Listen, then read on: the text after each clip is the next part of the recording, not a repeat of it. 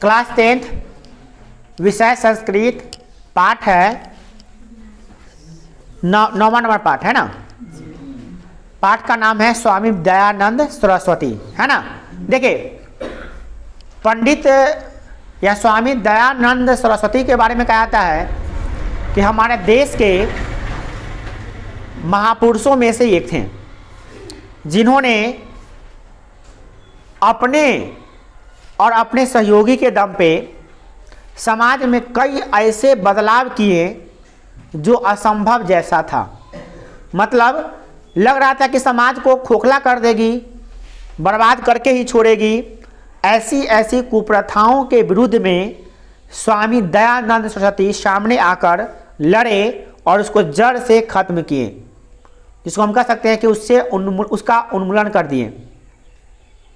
जैसे सती प्रथा, बाल विवाह जैसे कुप्रथाओं, दहेज प्रथा इत्यादि जैसी कुप्रथाओं को जो नारियों को कमज़ोर करती है, या यूँ कहें कि हमारे समाज को कमज़ोर करती है, ऐसी कुप्रथाओं को ख़त्म करने में इनका सबसे बड़ा योगदान था। इन्हीं के नाम पे एक संस्था चलाए थे, शिक्षा पद्धति में बदलाव चाहिए। इनको लगा कि शिक्षा पद्धति जो हमारी है वो शिक्षा पद्धति पैटर्न सही नहीं है। इसके लिए वो बदलाव किए और एक नई शिक्षा पद्धति को लाए और एक नए विद्यालय की स्थापना किए, जिसका नाम है DAV, जिसको आप DAV पब्लिक स्कूल के नाम से जानते हैं। अभी DAV पब्लिक स्कूल के जो मेन संस्थापक है यही है, स्वामी दयानंद सरस्वती। बात समझ में आई? तो अभी हम इन्हीं के द्वारा एक लिखा गया पाठ पे अभी हम चर्चा करने जा रहे हैं। और ये घटना तब की है कि दयानंद सरस्वती किस प्रकार से धर्म का परिवर्तन, धर्म को मतलब किस प्रकार से एक नए रूप में देखें। इन्होंने मूर्ति पूजा का विरोध किया। मूर्ति DAV स्कूल में अभी भी सुनते होइएगा कि DAV स्कूल में मूर्ति की पूजा नहीं होती है, वहाँ फोटो से पूजा किया जाता है, मूर्ति से पूजा नहीं किया जाता। आप सुनते होइएगा, क्योंकि दयानंद सरस्वती मूर्ति पूजा के पक्का विरोधी थे। उनका मानना था कि ईश्वर का जो ये मूर्ति पूजा है और बाहरी देख दिखावा, ये सब ढोंग मात्र हैं। ईश्वर की प्रतिमा बनाकर लाखों रुपये करोड़ रुपये खर्च करके मिट्टी को कहाँ नदी में बहा देना, जिससे नदी का जल प्रदूषित होता है, वैसा काम कर्मकांड करके कचरा को नदी में प्रवाहित करना कहीं ना कहीं हमारे समाज के लिए एक विकट स्थिति है। और मूर्ति पूजा विश्वास नहीं करते थे, वो मूर्ति पूजा का खंडन किए कि ईश्वर आध्यात्मिक है, आत्मा से प्राप्त होती है। इनका तस्वीर और मन में आकलन किया जाता है, मूर्ति बनाने की आवश्यकता इसके लिए नहीं है। तो मूर्ति पूजा का खंडन करने वाले व्यक्ति भी थे। तो ये तो था कि स्वामी दयानंद सरस्वती जी क्या थे, उनका सामाजिक स्तर क्या था, ये देखें। समाज में वो कौन कौन सा काम किए, इसको देखें। अब हम लोग चलते हैं कि पाठ में जो प्रश्न है उसको देख लेते हैं। पाठ में एक्चुअली प्रश्न नहीं है, पाठ से जो बनने वाले प्रश्न है उसको देखते हैं, ठीक है। तो पहला प्रश्न है, समाज के उन्नयन में स्वामी दयानंद के योगदानों पर प्रकाश डालें। मतलब समाज के उन्नयन मतलब क्या कि समाज का जो विकास हुआ उसमें स्वामी दयानंद सरस्वती की क्या भूमिका रही, उस पर प्रकाश डालिए, ठीक है। इसी प्रश्न को एक और तरीका से पूछा जा सकता है एग्जाम में कि स्वामी दयानंद ने समाज के उद्धार के लिए क्या किया। समाज के उद्धार के लिए स्वामी दयानंद ने क्या किया, इसके बारे में आपको लिखना। दोनों प्रश्न एक ही है, दोनों प्रश्न का आंसर क्या है सुनिए। स्वामी दयानंद ने समाज के उद्धार के लिए स्त्री शिक्षा पर बल दिया। मतलब पढ़ेगी बेटियां तभी समाज का विकास होगा। बेटियों को अगर घर में रखेंगे, उसको पर्दा में रखेंगे, उसको सामाजिक हिस्सा में भाग नहीं लेने देंगे, तब तक देश का विकास, समाज का विकास नहीं होगा। वो इस बात को जाने और इसका विरोध किए कि स्त्रियों को, इसका विरोध किए कि स्त्रियों को भी शिक्षा ना मिले, इसका विरोध किए और कहे कि स्त्रियों को भी शिक्षा दिलाइए, ठीक है। दूसरा बात, विधवा विवाह हेतु समाज को प्रोत्साहित किया। किसी स्त्री का शादी हुआ है, नवयुवक, और उसके पति का डेथ हो जाता है, तो इसमें लड़की का क्या दोष है। उसको ये कह दिया जाए कि तुम्हारा पति मर गया है और तुमको जो है ना उसके साथ साथ तुमको भी आप चिता पे लेटना पड़ेगा, तुमको भी जिंदा जला दिया जाएगा। ये कहीं से मानवता है? ये मानवता को शर्मसार करने वाली घटना है। तब उन्होंने कहा कि नहीं, उसमें उस लड़की का क्या दोष है कि उसका पति का एक्सीडेंट हो गया, उनकी मृत्यु हो गई है, तो इसका पुनः विवाह होगा, माने विधवा का भी विवाह होगा पुनः। और आज आप देखते हैं कि किसी स्त्री का पति मर जाता है, अगर उसके बाल बच्चे नहीं हैं, अगर घर में लोग बाल बच्चे हो भी जाते हैं, फिर भी उसकी शादी दूसरे पुरुष से कर दी जाती है ताकि उसका सब घर परिवार भी चले, ताकि वो बेसहारा नहीं, क्योंकि बेसहारा औरत को इस दुनिया में कोई नहीं है, कोई नहीं है उसका। वो थाना में जाकर रिपोर्ट लगाने, पुलिस उस पर गंदी निगाहें डालेगी, अस्पताल में जाएगी इलाज कराने, डॉक्टर उस पर गंदी निगाहें डालेंगे, पढ़ने के लिए जाएंगे, शिक्षक उन पर गलत निगाहें डालेंगे। कहने का मतलब उनका समाज में, देखिए, पुरुष का जो इज्जत आबरू की रक्षा तभी तक हो पाती है जब उसके, नहीं सॉरी, स्त्री की इज्जत आबरू की रक्षा तभी तक हो पाती है जब उसके पीछे किसी पुरुष का हाथ हो, समर्थन हो, तब तक वो सुरक्षित रहेगी। जैसे आपके माता पिता, आपके भैया, आपके चाचा, रिश्तेदार, ये सब आपके क्या हैं, आपकी इज्जत आबरू की रक्षा करते हैं। और आप जब शादी हो जाते हैं तो आपके अपने ससुराल वाले के धन हो जाते हैं, तो वो आपकी रक्षा करते हैं। तो अगर उसके बिना किसी स्त्री का क्या हो जाएगा हाल, तो उस बाल विवाह के नहीं, सती मतलब कि विधवा विवाह पर भी बल दिए कि विधवाओं की भी शादी की जाए। आगे बढ़िए, आगे, विधवाओं की भी शादी की जाए, उसका कोई दोष नहीं है, विधवा हो गई तो उसका कोई दोष नहीं है, उसकी शादी हो गई, उसका घर परिवार बने, ये हुआ। उसके बाद बाल विवाह को समाप्त किए। जो बच्ची अपना ख्याल नहीं रख पाती है, वो अपने बच्चों का ख्याल क्या रखेगी, घर परिवार का ख्याल क्या रखेगी। जिस लड़की को यह पता नहीं है, उससे कर्मचारी आते हैं तो पूछते हैं कि बउआ का टीका लगाए हो, तो कहती है हम तो रोज लगाते हैं टीका। उसको टीका समझ में आता है कि चंदन, वो काजल नहीं लगाते, वो टीका लगाते हैं, माथा में लगाते हैं, दो गोल में लगाते हैं।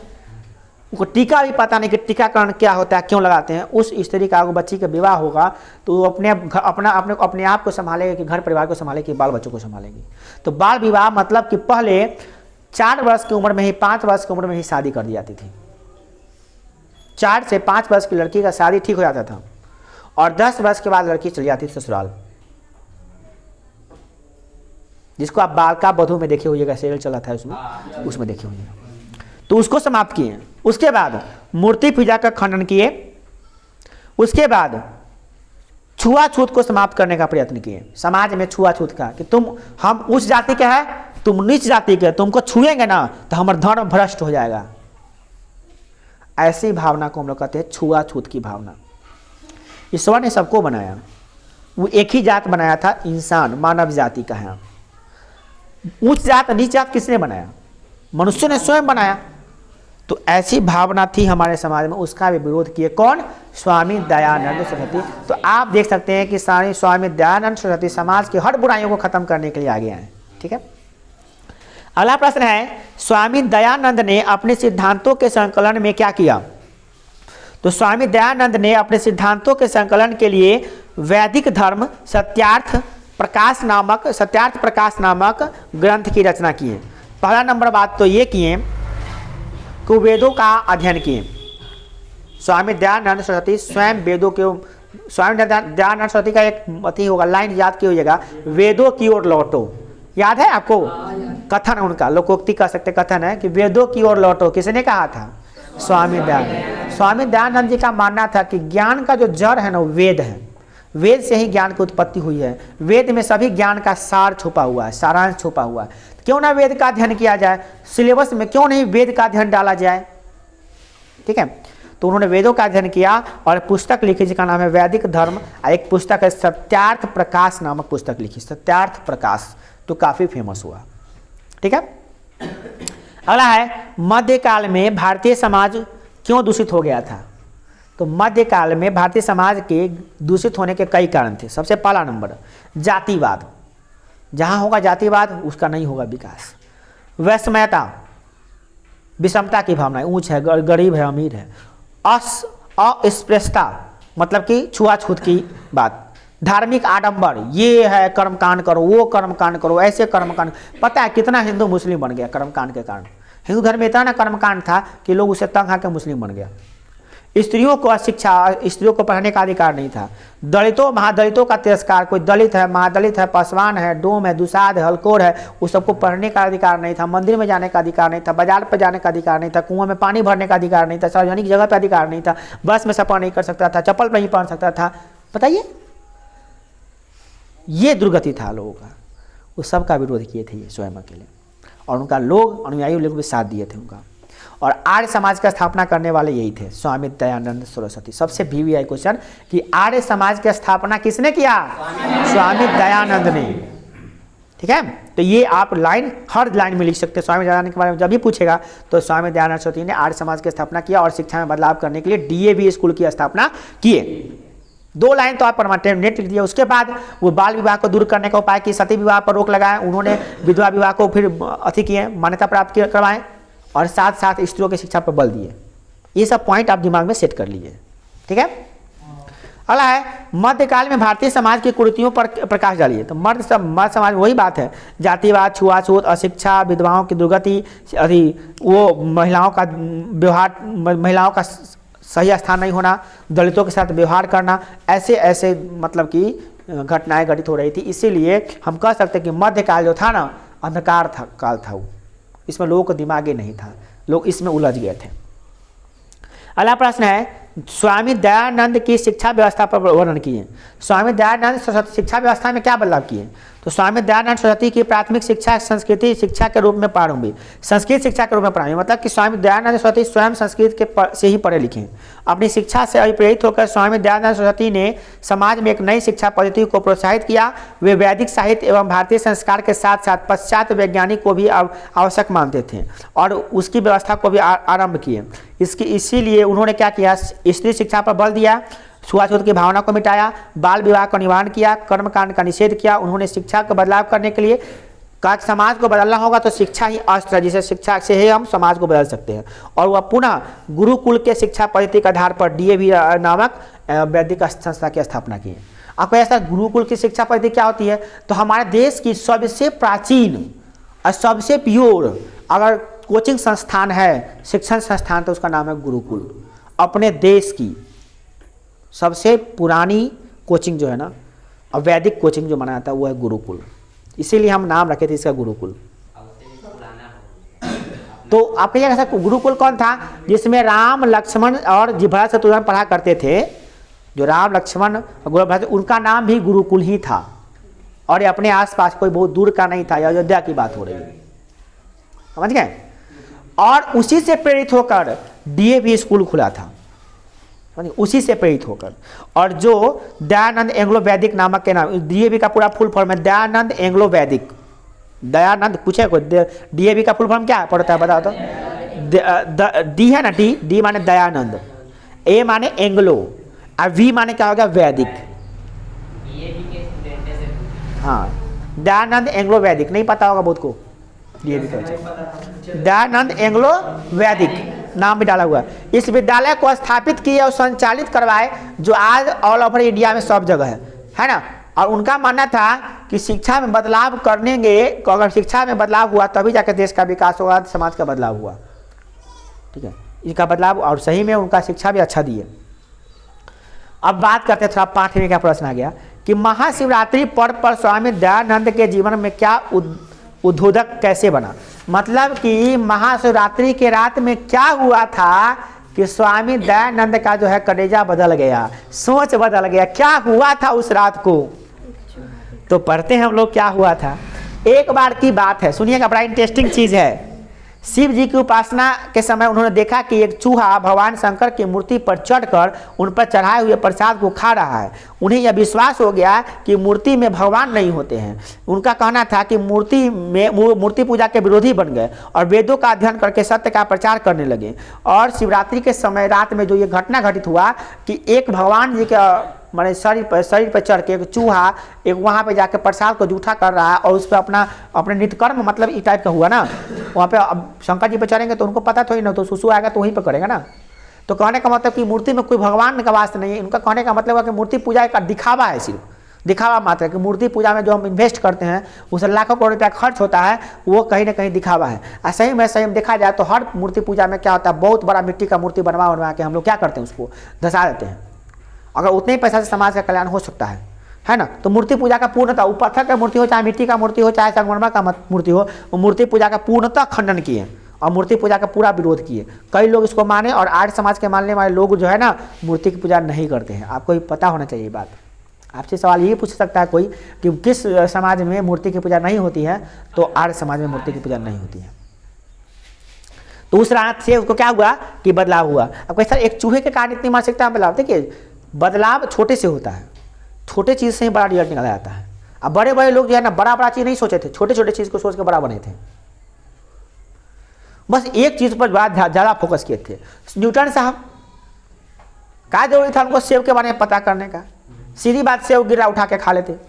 बट छोटा से सोचा कि नीचे, अरे भाई पल गिरा है, सेब गिरा ऊपर से, तो नीचे ही क्यों गिरा। अब आपके दिमाग में कैसे बकलाल आदमी था, महा चौपट आदमी, बलेले ना हुआ वो, सब गिरता ऊपर से, सब कुछ नीचे गिरता है, सब कुछ तो ऊपर से नीचे ही गिरता है। तो सोचने क्या था, ऊपर से नीचे गिरवे करता है ना, गिरा काहे के लिए है सो बताओ हमको। आम लोग यही सोचता था कि वो ऊपर से गिरा था, कहाँ गिरेगा, नीचे गिरेगा, ऊपर से नहीं गिरता कोई सामान, नीचे गिरता है। तो उसका रिसर्च था कि नीचे ही गिरा काहे, अगल बगल में ऊपर नीचे का 10 गो दिशा में कहाँ ना गिरा, नीचे काला गिरा सीधे। रिसर्च किए, वैज्ञानिक बन गए। क्या समझे। तो सफल आदमी एक ही चीज को पकड़ते हैं, महान बन जाते हैं। अब जो असफल आदमी होते हैं बहुत कुछ को पकड़ते हैं, कुछ नहीं कर पाते हैं। उम्र जाने के बाद उनका किस्सा खत्म, करोड़पति तो ये किस्सा खत्म। असफल आदमी जो होते हैं तो एक ही चीज को पकड़ेंगे, पूरा विश्व में अपना नाम कर लेते हैं। तो वही स्वामी दयानंद सरस्वती है, विश्व में इनका नाम है, विश्व में इनका नाम है, इंडिया में ही नहीं, इंडिया के समाज सुधारक इंडिया में ही नाम नहीं, विश्व में इनका नाम है, विश्व प्रसिद्ध है। तो वही बात है। स्वामी दयानंद ने अपने सिद्धांतों के कार्यान्वयन हेतु क्या किया, अपने सिद्धांत को चलाने के लिए क्या किया।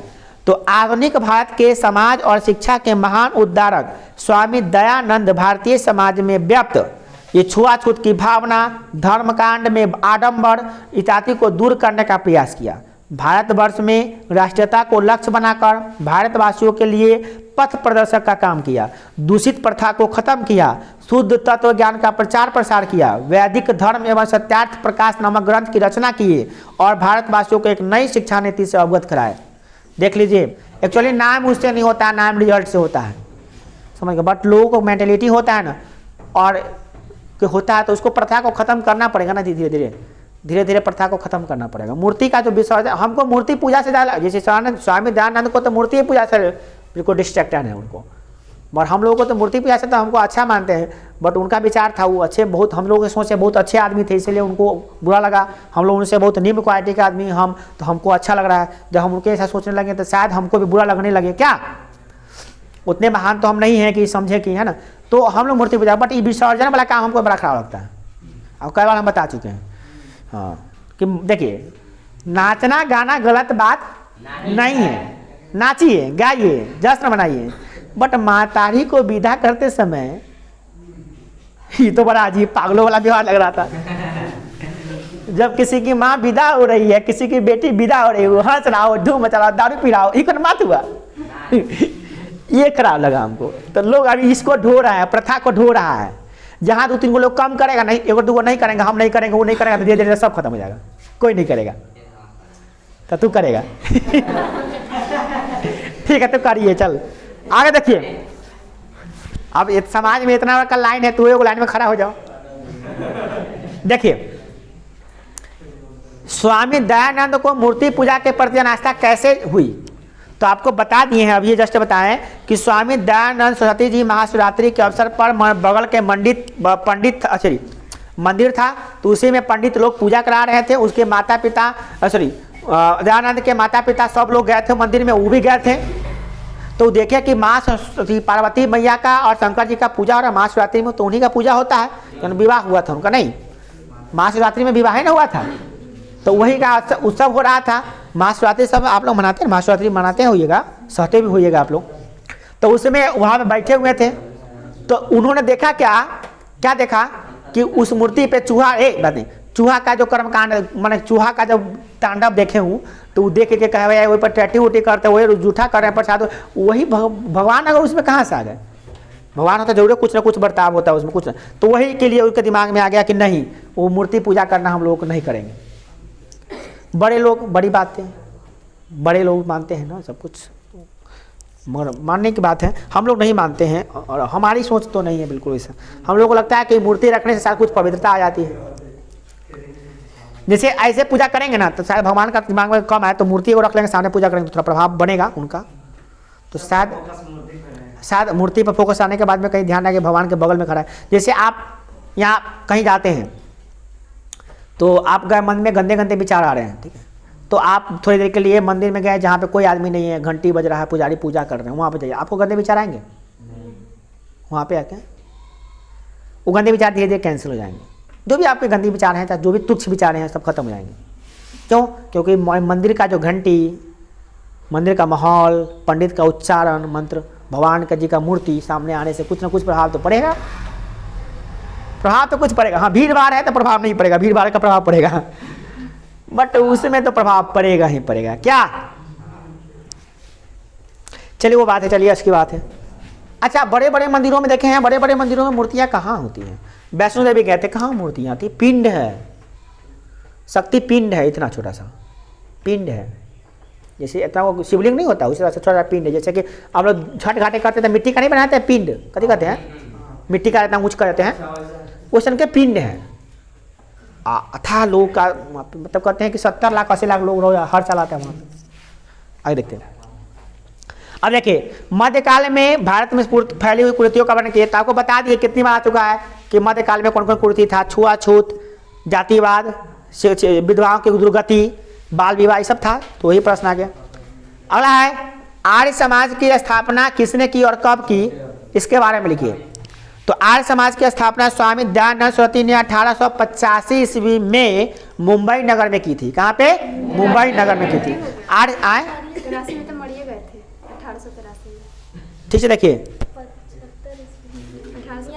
75 ईस्वी में कहते, नहीं 85 में, सॉरी गलती हो गया। हाँ, क्या जाएगा? 75 ईस्वी में कहते, गलती हो गया यहाँ पे, 1 मिनट, ठीक हो गया। हाँ ठीक है, कब किए थे स्थापना? याद करो, ये पूछता है 1875 ईस्वी में। कहाँ पे किए थे? मुंबई में। अब है मूर्ति पूजा का विरोध भी किए और डीएवी नाम का विद्यालय का स्थापना भी किए। इसकी शाखा अपने देश में नहीं है, विदेशों में भी है। डीएवी स्कूल विदेशों में भी है, ठीक है, दूसरे देशों में भी है। अपने देश में तो पूरा ऑल ओवर इंडिया में है। एंग्लो वैदिक। अगला है, चलिए तो यही था। अब हम लोग वस्तुनिष्ठ प्रश्न को देखते हैं, आप बताइएगा जवाब इसका खुद दीजिएगा। वस्तुनिष्ठ प्रश्न का जवाब जो है ना आप खुद दीजिएगा। चलिए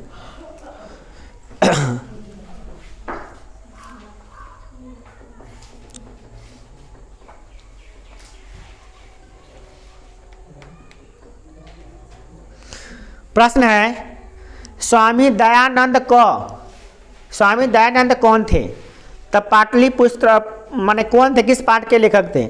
माने सॉरी, इसमें ऑप्शन दिया हुआ है, पाटलिपुत्र के संस्थापक थे, समग्र विकास संस्थान के संस्थापक थे, आर्य समाज से संस्थापक थे, कि ब्रह्म समाज संस्थापक थे?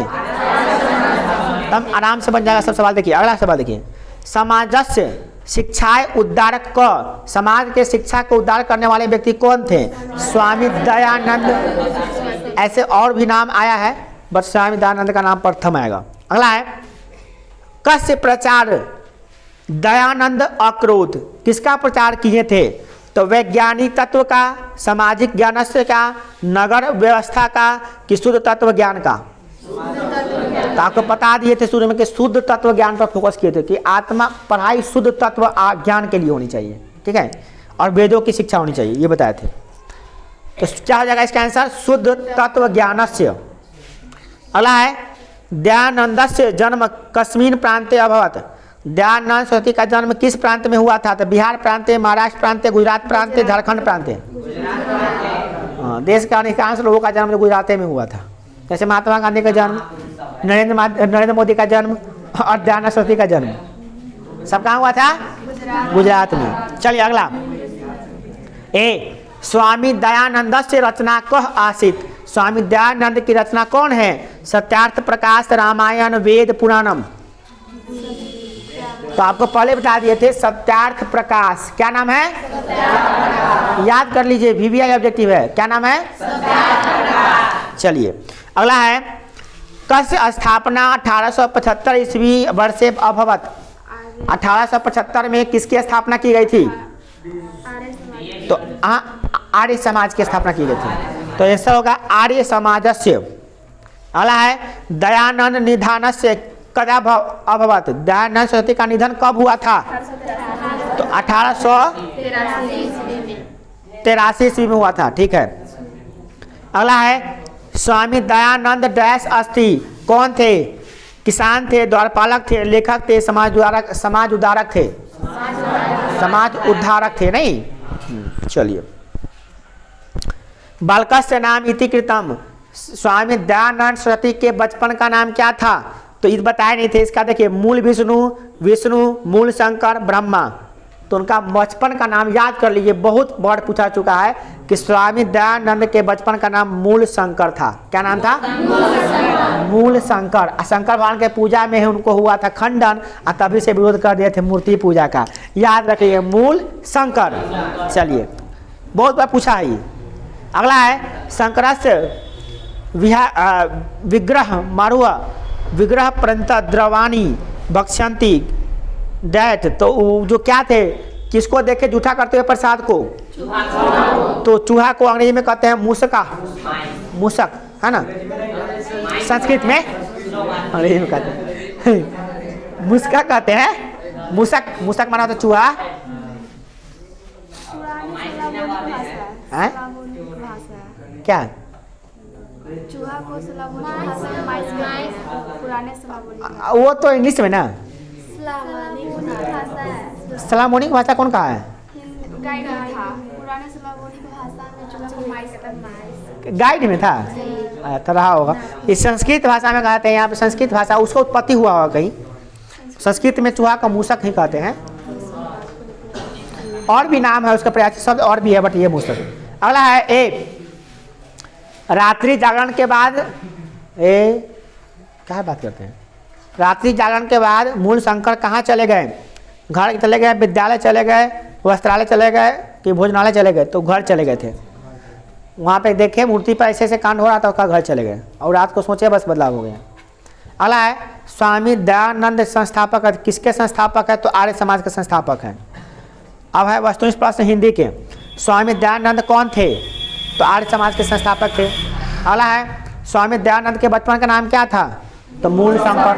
अगला है, स्वामी दयानंद का जन्म किस गांव में हुआ था? हाँ, गुजरात राज्य में हुआ था। टंकारा गांव था, गांव का नाम था टंकारा। आर्य समाज की स्थापना किस नगर में हुई थी? तो मुंबई में हुई थी। अगला है, समाज सुधारक कौन थे? तो दयानंद, स्वामी दयानंद। अगला है, स्वामी दयानंद का जन्म किस प्रांत में हुआ था? तो गुजरात प्रांत में। प्रांत माने राज्य।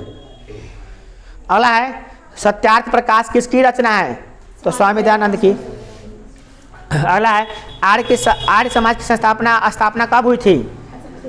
1875 में हुई थी। याद कर लीजिए एकदम ये सब। अगला है, मूल शंकर किसका नाम था? स्वामी दयानंद सरस्वती का। अगला है, स्वामी दयानंद का जन्म कब हुआ था? नहीं, 1824 में हुआ था। 1824 में जन्म लिए और मरे कब? 1883 में। 60 वर्ष हुआ, लगभग 60 वर्ष होते। क्या हुआ? एक आदमी कितना जिएगा? हाँ, बोझ है। अब यहाँ 50 वर्ष पे किस्सा खत्म हो जाता है, तो 60 पर जिया, और तो 50 पर जिएगा। 50 वर्ष मैक्सिमम हो गया बुआरे। अब 60 पर तो नसीब वाला जिएगा। जो नशा वशा नहीं करता वो सब 60 पर जिएगा। 60-65 ना, तो आप तो नॉर्मल अभी 50-60 पे नॉर्मल है। वो था, तुम लोग हम लोग में नहीं होगा। अब इतना मोबाइल देख देख के भाउचर पहले खत्म। हम लोग का पैसा जो मिला ना, जिसके सुनने का, खाने का, पीने का, तो हम लोग ज़्यादा वो बूढ़े लोग थे ना, तो वो रात दिन भर घूमते थे, रात में सोते थे। लेकिन ऐसा दिन में घूमता, रात में मोबाइल चलाता है, तो उम्र घटेगा ना। अब मोबाइल से निकलने वाला रेडिएशन, जो लोग मोबाइल चलाते हैं तो ऐसे भी उम्र 2-3 वर्ष घटिए गया आपका। मोबाइल जो चलाते हैं लगातार नेट का यूज करते हैं तो आपका तो ऐसे भी 2-3 वर्ष उम्र घटा दीजिए। 60 वर्ष जीने वाला तो 70 वर्ष 57 वर्ष जिएगा, कि 3 वर्ष उम्र तो ऐसे नेट आपका खा जाएगा, दिमाग उम्र घटा देगा नेट आपका। नेट से आपका पूरा उम्र घट जाएगा उसका रेडिएशन से एनी टाइम मुँह आ जाएगा आदमी को। हम लोग बहुत स्टेबल आदमी है, तक कौआ जैसे गायब हो गया, चिड़ै सा गायब हो गया गांव का, उसे ना हम लोग गायब हो जाते हैं, मगर हम लोग स्ट्रॉन्ग हैं। मेरा हो गया 30। तो अभी 30 वर्ष और जिएंगे हम, ज़्यादा हम उपयोग नहीं करते हैं तो 30 साल और जिएंगे कम से कम। 30 साल और जीना है, नहीं 30 साल। चलिए देखिए, स्वामी दयानंद किसके कहने पर वैदिक ग्रंथ का प्रचार प्रसार किए थे? तो उनका नाम आप नहीं जानते, उनका नाम है बिरजानंद। क्या नाम है? बिरजानंद। उनके धर्म उपदेशक थे। कौन थे? यूँ कह सकते हैं कि धर्म गुरु कह सकते हैं। उन्हीं के बात पर रख के आर्य समाज का प्रचार प्रसार करवाए थे। तो खाली बतियाता है, अजीब हाल हद कर देता है। अगला है, कौन मूर्ति पूजा के विरोधी थे? तो स्वामी दयानंद।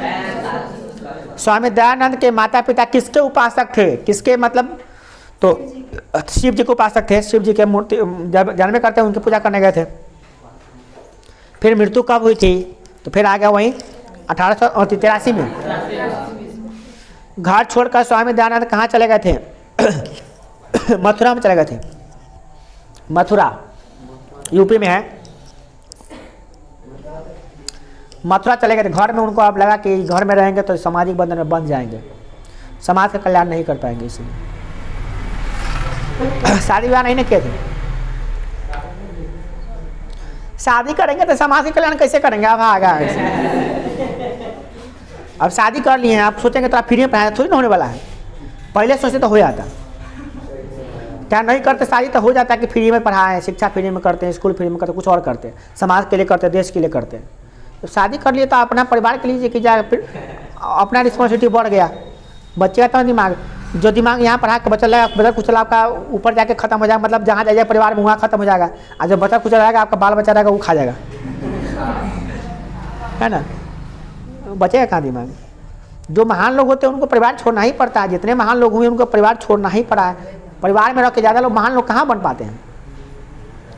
अगला है, हिंदू समाज को छोड़ कर किस धर्म को अपनाए थे? तो वो दलितों के लिए काम किए थे। हिंदू समाज में, हाँ, हिंदू समाज के कौन लोग धर्म को बदल रहे थे? दलित लोग, क्योंकि उनको लगने लगा कि इस धर्म में हमारा कोई जगह ही नहीं है। तो स्वामी दयानंद कहकर नहीं, तुमको इसी धर्म को, हिंदू धर्म को, हिंदी में तुम्हारा मिलेगा सब संस्कार में, तुम हर चीज़ मिलेगा। तो अल्पसंख्यक के लिए छुआछूत के भावना मिटाए थे।